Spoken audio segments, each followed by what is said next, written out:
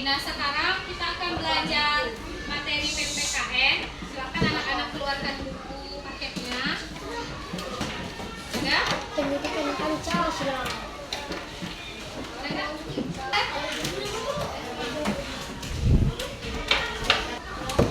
Oke, sekarang Ibu mau tanya, siapa yang masih ingat materi PPKN yang udah dipelajari sebelumnya? Ada yang masih ingat? Lupa? Oke, nah sekarang Ibu mau tanya, kalian masih ingat pengertian gotong royong? Kita udah belajar ini di kelas 1. Siapa yang tahu pengertian gotong royong? Oke, kalau udah lupa, Ibu kasih tahu lagi ya. Nah, jadi gotong royong itu artinya adalah bekerja sama. Nah, sekarang materi kita tentang gotong royong di lingkup kecamatan, kelurahan, dan desa. Anak-anak bisa membuka bukunya di halaman 96. Nah, jadi tujuan pembelajaran kita hari ini adalah yang pertama, kita bisa mengidentifikasi peran gotong royong dalam menciptakan persatuan dan kesatuan di lingkup kecamatan, kelurahan, dan desa. Dan kedua, kita juga bisa menjelaskan apa itu manfaat dari pelaksanaan gotong royong di lingkup kecamatan, kelurahan, dan desa. Dan terakhir, kita bisa menerapkan gotong royong di lingkup kecamatan, kelurahan, dan desa. Nah, sekarang Ibu mau mengajak kita semua untuk menonton satu video tentang gotong royong.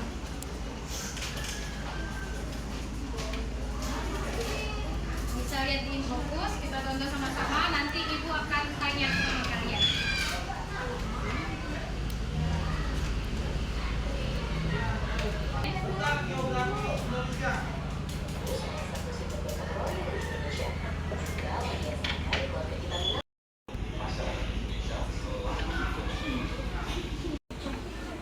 Oke, tadi kita udah nonton videonya. Tadi kan di situ ada dibilang beras jumputan.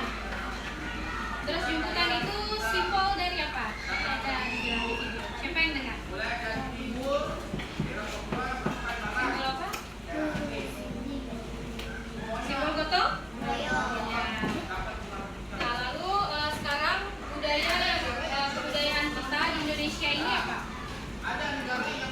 Ya, yang biasa kita lakukan. Itu udah dibilang apa? Ya, benar, gotong royong. Nah, jadi gotong royong ini adalah suatu hal kebudayaan yang dilakukan biasanya oleh bangsa Indonesia.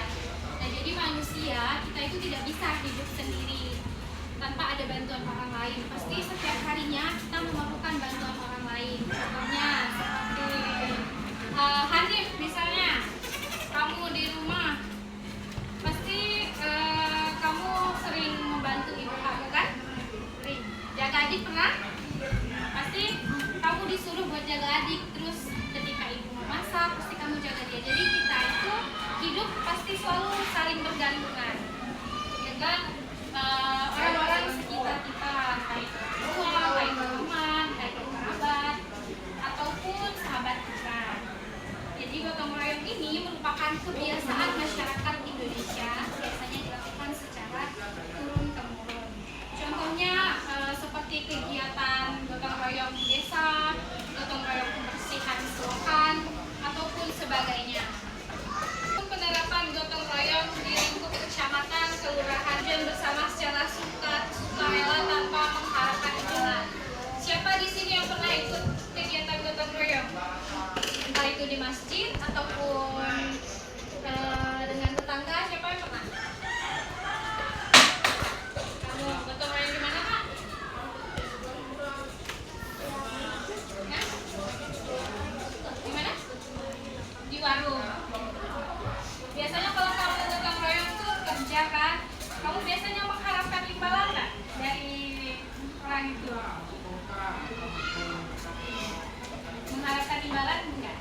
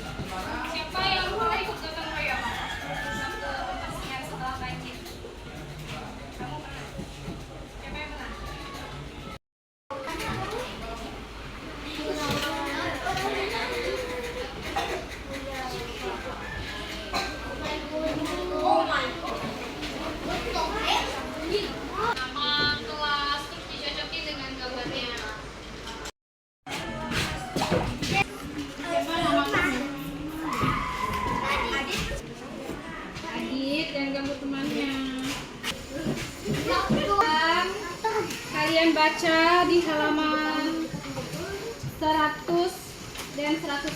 Nanti Ibu tanya, ada pertanyaan.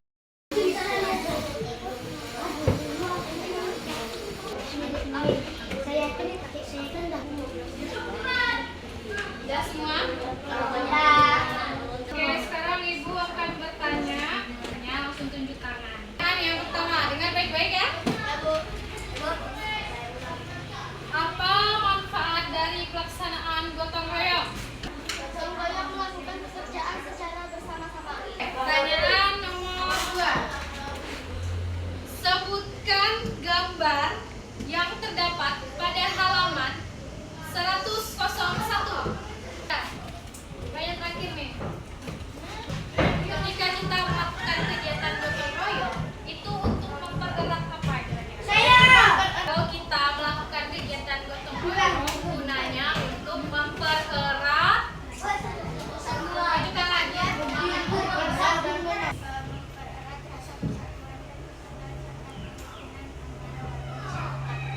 benar. Jadi tadi kan kalian sudah membaca gotong royong ini adalah suatu kerjasama antar warga masyarakat. Nah, yang kedua, pekerjaan terasa lebih ringan dan cepat.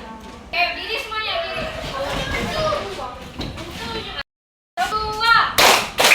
Tepuk tiga. Nomor 1 yang ini di halaman 102.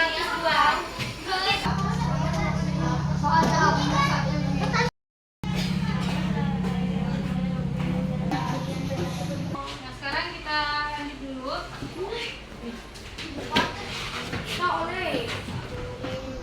Sudah selesai nanti ya mengenai gotong royong di lingkungan kecamatan, kelurahan, dan desa. Apakah anak-anak semua sudah melakukan kegiatan gotong royong kali ini? Belum. Yakin belum? Gimana Kak? Tadi gotong royong? Belum. Gimana? Aku kapan gotong royong? Yo, siapa yang gak gotong royong tadi? Aku. Lain kali harus gotong royong ya. Malas, Bu. Melalui